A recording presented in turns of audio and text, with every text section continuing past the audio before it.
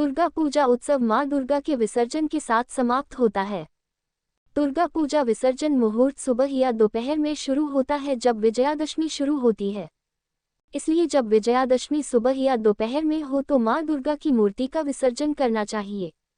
कई वर्षों से विसर्जन सुबह के समय किया जाता रहा है। हालांकि माँ दुर्गा के विसर्जन के लिए सबसे अच्छा समय तब माना जाता है जब दोपहर में श्रवण नक्षत्र और दशमी तिथि एक साथ आती है। दुर्गा पूजा भारत में एक धार्मिक त्योहार है जिसे दुनिया भर में हिंदू धर्म द्वारा भव्य रूप से मनाया जाता है। दुर्गा पूजा 9 दिनों तक चलती है और कुछ लोग इसे 5 या 7 दिनों तक मनाते हैं। लोग षष्ठी को दुर्गा देवी की मूर्ति की पूजा शुरू करते हैं और दशमी पर मां दुर्गा के विसर्जन के साथ इसे समाप्त करते हैं। दुर्गा पूजा को दुर्गा उत्सव या नवरात्रि के नाम से भी जाना जाता है। दुर्गा पूजा का त्योहार व्यापक रूप से बिहार, असम, उड़ीसा, बंगाल, झारखंड, मणिपुर और त्रिपुरा में मनाया जाता है। बंगाल के अलावा दुर्गा पूजा दिल्ली, उत्तर प्रदेश, गुजरात, पंजाब, महाराष्ट्र आदि भारत में नवरात्रि पूजा के नाम से मनाई जाती है। दुर्गा पूजा या नवरात्रि पूजा साल में 2 बार चैत्र और अश्विन के महीने में मनाई जाती है। दुर्गा पूजा एक महत्वपूर्ण हिंदू त्योहार है जिसका धार्मिक, दार्शनिक, सांस्कृतिक और सांसारिक महत्व है। लोग षष्ठी से मां दुर्गा की पूजा शुरू करते हैं और दशमी को समाप्त करते हैं। इन दिनों सभी मंदिरों को सजाया जाता है और पूरा माहौल भक्तिमय और पवित्र हो जाता है। कुछ लोग अपने घरों में सभी व्यवस्थाओं के साथ मां दुर्गा के सभी 9 रूपों की पूजा करते हैं और उपवास रखते हैं। हम दुर्गा पूजा के रूप में नारी शक्ति की पूजा करते हैं। इस त्योहार के दौरान कई जगहों पर मेलों का आयोजन किया जाता है। हमारी सनातन परंपरा में विसर्जन का विशेष महत्व है। विसर्जन का अर्थ है पूर्णता, जीवन की पूर्णता, आध्यात्मिक ध्यान या प्रकृति। जब कोई संस्था पूर्णता प्राप्त कर लेती है तो उसे अनिवार्य रूप से विसर्जित कर दिया जाना चाहिए या उसका विसर्जन करना होगा। आध्यात्मिक क्षेत्र में विसर्जन अंत के लिए नहीं बल्कि पूर्णता के लिए खड़ा है। माँ दुर्गा के विसर्जन के पीछे यही एकमात्र मुख्य कारण है। शारदीय नवरात्र शुरू होते ही हम देवी की मूर्ति बनाते हैं और फिर उसे कपड़े और आभूषणों से सजाते हैं। हम एक ही मूर्ति की 9 दिनों तक पूरी श्रद्धा से पूजा करते हैं और फिर एक दिन उसका विसर्जन करते हैं। हमारे सनातन धर्म में ही विसर्जन की परंपरा का पालन किया जाता है। इस परंपरा में बहुत साहस शामिल है। सनातन धर्म मानता है कि एक रूप केवल शुरुआत है और पूर्णता हमेशा निराकार होती है। यहाँ निराकार का अर्थ निराकार नहीं, सर्वव्यापी रूप होने में है। निराकार का अर्थ है कि ब्रह्मांड के सभी रूप एक ईश्वर के हैं। निराकार होने का अर्थ एक रूप तक सीमित होना नहीं है, बल्कि सभी रूपों का प्रतिनिधित्व करना है। जब कोई भक्त आध्यात्मिक ध्यान को पूरा करता है, तब वह किसी भी रूप या कर्मकांड से परे चला जाता है। इसलिए सभी महान लोगों ने कहा है, छाप तिलक सब छीनी रे मुँह से नैना मिला के। उद्धरण चिन्ह। नवरात्रि के 9 दिन इस बात का प्रतीक है कि हमें खुद को एक रूप की पूजा करने तक सीमित नहीं रखना चाहिए। इसके बजाय हमें अपना आध्यात्मिक ध्यान पूरा करना चाहिए, अपने देवता को विसर्जित करना चाहिए ताकि वह निराकार हो सके। जब भक्त ऐसी निराकार अवस्था को प्राप्त कर लेता है, तब वह पूरे ब्रह्मांड में इसका साक्षी होता है। आप इस निराकार को कोई भी नामकरण दे सकते हैं, उसकी निराकारता पर कोई प्रभाव नहीं पड़ेगा। अध्यात्म के इस पड़ाव पर हमें सर्वखलिविदं ब्रह्म की याद आती है। यही ईश्वर का एकमात्र सत्य है। 17वीं और 18वीं शताब्दी में जमींदारों और अमीर लोगों ने बड़े पैमाने पर दुर्गा पूजा का आयोजन किया, जहां सभी लोग एक छत के नीचे देवी दुर्गा की पूजा करने के लिए एकत्रित हुए। उदाहरण के लिए अचला पूजा कोलकाता में बहुत प्रसिद्ध है, जिसकी शुरुआत जमींदार लक्ष्मीकांत मजूमदार ने 1610 में कोलकाता के शोभा बाजार, छोटी राजबाड़ी के 33 राजा कृष्ण रोड से की थी, जो मुख्य रूप से 1757 में शुरू हुई थी। इतना ही नहीं, वहां मां दुर्गा की मूर्ति का इस्तेमाल किया गया था। बंगाल के बाहर पंडालों में स्थापित किया जाता था और उनकी भव्य पूजा की जाती थी। ऐसा माना जाता है कि देवी दुर्गा ने इसी दिन महिषासुर नाम के राक्षस का वध किया था, जो भगवान ब्रह्मा का वरदान पाकर बहुत शक्तिशाली हो गया था। भगवान ब्रह्मा ने महिषासुर को वरदान दिया कि कोई भी देवता या दानव उसे हरा नहीं सकते। इस वरदान को प्राप्त करने के बाद उसने स्वर्ग में देवताओं को परेशान करना शुरू कर दिया और पृथ्वी पर भी लोगों को आतंकित किया। उसने स्वर्ग में एक यादृच्छिक हमला किया और इंद्र को हरा दिया और स्वर्ग पर शासन करना शुरू कर दिया। सभी देवता चिंतित हो गए और मदद के लिए त्रिमूर्ति ब्रह्मा, विष्णु और महेश के पास पहुंचे। सभी देवताओं ने उसे हराने के लिए एक साथ युद्ध किया, लेकिन वह भी बेअत हुआ। जब कोई समाधान नहीं निकला, तब त्रिमूर्ति ने देवी दुर्गा को उसके विनाश के लिए बनाया। उन्हें शक्ति और पार्वती के नाम से भी जाना जाता है। देवी दुर्गा ने महिषासुर से 9 दिनों तक युद्ध किया और 10वें दिन उनका वध किया। इस अवसर पर हिंदू दुर्गा पूजा का त्योहार मनाते हैं और 10वें दिन को विजयदशमी के रूप में जाना जाता है। दुर्गा पूजा सभी बुराइयों को दूर करने के लिए सारी शक्ति एकत्रित करने की इच्छा का उत्सव है। लोगों का मानना है कि देवी दुर्गा उन्हें आशीर्वाद देंगी और उन्हें सभी समस्याओं और नकारात्मक ऊर्जा से दूर रखेंगी। हिंदू धर्म के हर त्योहार के पीछे कोई न कोई सामाजिक कारण होता है। दुर्गा पूजा एक ऐसा त्योहार है जो हमारे जीवन को सकारात्मक ऊर्जा और खुशियों से भरने में महत्वपूर्ण भूमिका निभाता है। ऐसा माना जाता है कि बेटी पराया धन होती है। उसे अपने मायके छोड़कर अपने पति के साथ उसके घर में रहने के लिए जाना पड़ता है, जो कि उसका ससुराल है।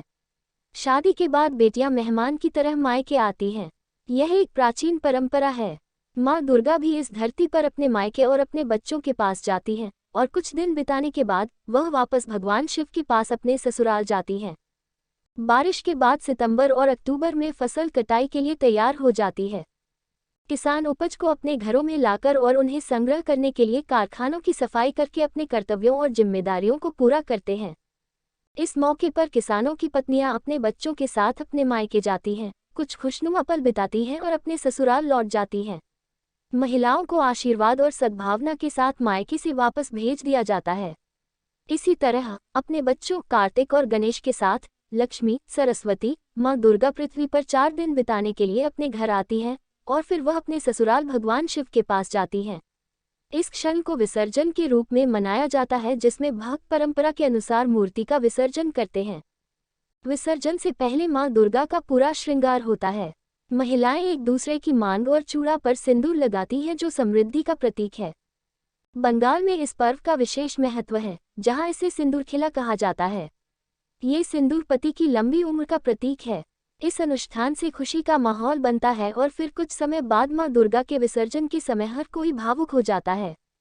पंडाल का माहौल अचानक बदल जाता है और हर कोई मां दुर्गा के जाने के गीत गाता है। माँ छोलेचे सोशुर बारी, जिसका अर्थ है माँ दुर्गा अपने ससुराल की ओर बढ़ रही हैं। वह आने वाले वर्ष में फिर से हमसे मिलने आएगी। उसे विसर्जन की प्रक्रिया के माध्यम से उसके ससुराल भेज दिया जाता है। भारत त्योहारों का देश है। हर प्रांत के अपने त्योहार होते हैं। दुर्गा पूजा एक ऐसा त्योहार है जो बंगाल में रहने वाले सभी लोगों को ऊर्जा और उत्साह से भर देता है। दुर्गा पूजा गालियों का एक अनिवार्य त्योहार है।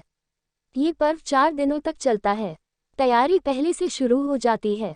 त्योहार के दौरान पंडालों की स्थापना की जाती है और सांस्कृतिक कार्यक्रमों की व्यवस्था की जाती है। लोग नए कपड़े खरीदते हैं।